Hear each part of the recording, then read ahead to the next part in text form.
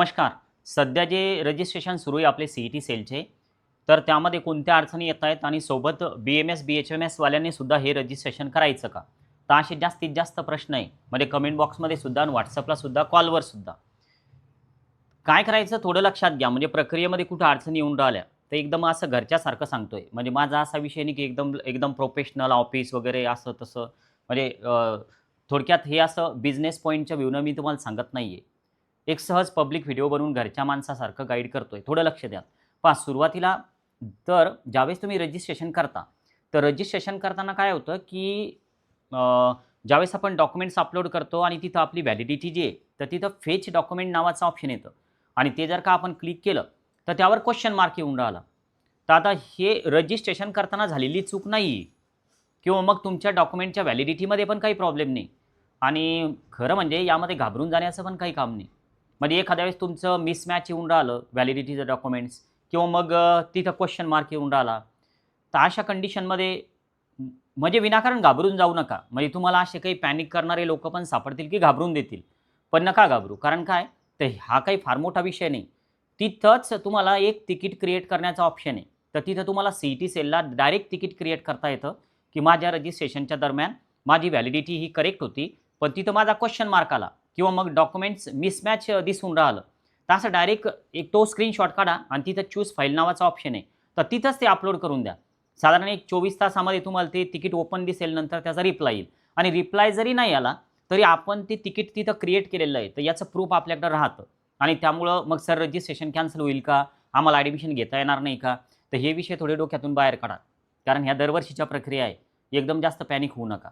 आणि दुसरा आता महत्त्वाचा विषय चर्चेला घेतोय, की सर आम्हाला बी-एम-एस आणि बी-एच-एम-एस करायचं फक्त.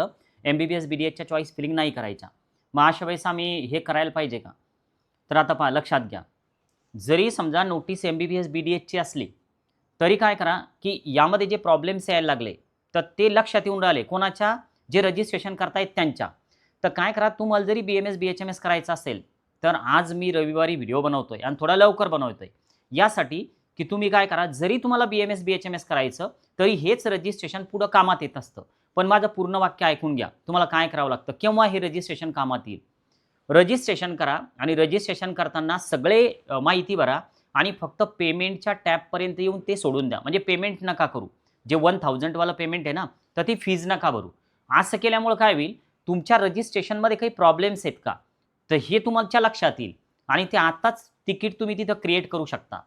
आणि जर समजा वेळेवर बी-एम-एस, बी-एच-एम-एसची नोटीस आली आणि त्यावेळेस जर तुम्ही रजिस्ट्रेशनचा निर्णय घेतला, तर होणार काय सगळी धावपळ होईल आणि तेव्हा जर काही प्रॉब्लेम आला, तर मग तुम्ही पॅनिक होऊन जासाल. तर त्यामुळं थोडं आतापासून जर आपण आपल्या रजिस्ट्रेशनमध्ये जर लक्ष घातलं, फक्त सेव्ह करून ठेवा. कारण पेमेंट नाही करायचं आपल्याला. फक्त सगळी माहिती जी आहे प्रोफाईल क्रिएट करणं, त्यामध्ये सगळे जे पण टॅब आहे, तर त्या व्यवस्थित फिल करून सेव्ह करून ठेवणं आणि पेमेंटच्या टॅबपर्यंत येऊन सोडून द्यायचं. म्हणजे जेव्हा बी-एम-एस, बी-एच-एम-एसची नोटीस येईल, तर लिंक हीच राहते. त्या टॅब सगळ्या ह्याच राहतात.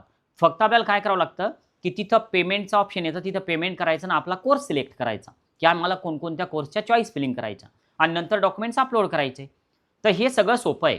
पण आता माझ्या WhatsAppला पण बऱ्याच क्वेरी आलेल्या आहे, की सर क्वेश्चन मार्क आलेला आहे, सर रेड मार्क आलेला आहे, नॉट ते मिसमॅच आहे. मग काय करायचं? घाबरून जाऊ नका. मी तुम्हाला व्हिडिओच्या सुरुवातीलाच सांगितलं. आणि परत दुसरा एक विषय, की सर आम्हाला तुम्हाला भेटायला यायचं, ऑफिसला येऊ का? मी तुम्हाला अगोदर सुरुवातीला सांगितलं, की आमचं जिजाऊ अकॅडमीचं काम असं नाही, की एकदम प्रोफेशनल वगैरे ऑफिस वगैरे असं. काय करा तुम्हाला जर जॉइन व्हायचं असेल, तर डायरेक्ट तुम्ही WhatsAppला मेसेज करा किंवा आज दिवसभर हा 84 वाला जो नंबर आहे स्क्रीनवर दिलेला, तर हा सुरू असणार आहे 11 ते 5 या वेळेच्या दरम्यान. मध्ये 1 ते 2च्या दरम्यान तो बंद येईल कारण तेवढा ब्रेक आहे. तर त्या दरम्यान तुम्हाला जर जॉइन व्हायचं असेल, तर या नंबरवर तुम्ही कॉल पण करा आणि आम्ही सगळ्यांना जॉइन करून घेणार नाही, हे पण लक्षात घ्या. तुमचं जर होण्यासारखं असेल, म्हणजे कुठं तुमचं बी-एम-एस करायचं, एम-बी-बी-एस करायचं, बी-डी-एस करायचं, तुमचा स्कोअर जर त्यासारखा असेल, तरच तुम्हाला डिटेल्स जे आहेत तर ते शेअर करण्यात येतात. तसं आम्ही तुम्हाला जॉइन सुद्धा करून घेणार नाही. ओके. नवीन असाल तर सबस्क्राईब करायला विसरू नका. थांबूया. ओके. बाय.